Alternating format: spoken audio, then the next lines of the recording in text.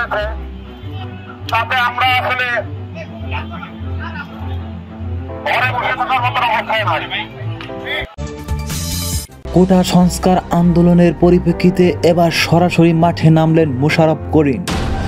কোটা সংস্কার আন্দোলনে সরকারের কঠোর দমন প্রক্রিয়া ও গুলিতে ছাত্র জনতা হত্যার প্রতিবাদে অভিনয় শিল্পীদের মধ্যে বক্তব্য দেন মোশাররফ করিম। তিনি বলেন, আমাদের দেশে যে অবস্থা বর্তমান সৃষ্টি হয়েছে তাতে আমরা ঘরে বসে থাকার অবস্থা নেই।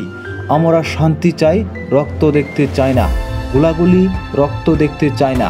আমি ও আমরা সাধারণ মানুষ, আমরা শান্তি চাই। এ সময় তারা হত্যাকাণ্ডের নিন্দা, বিচার দাবি, গণগ্রেপ্তার বন্ধ করা, সরকারের সমালোচনা ও পদত্যাগ দাবি করে বিভিন্ন স্লোগান দেন। বৃষ্টিতে ভিজে শিল্পীরা আনন্দ সিনেমা হলের সামনে পশ্চিম পাশের সড়কের দুই পাশে ব্যানার পোস্টার নিয়ে সারিবদ্ধ হয়ে দাঁড়িয়ে স্লোগান দিতে থাকেন দৃশ্য মাধ্যমে শিল্পী ও কলাকুশলীরা।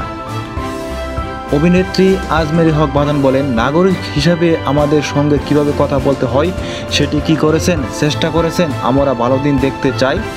যেদিন থেকে গুলি চলছে সেদিন থেকে আমরা মানসিকভাবে ভালো নেই।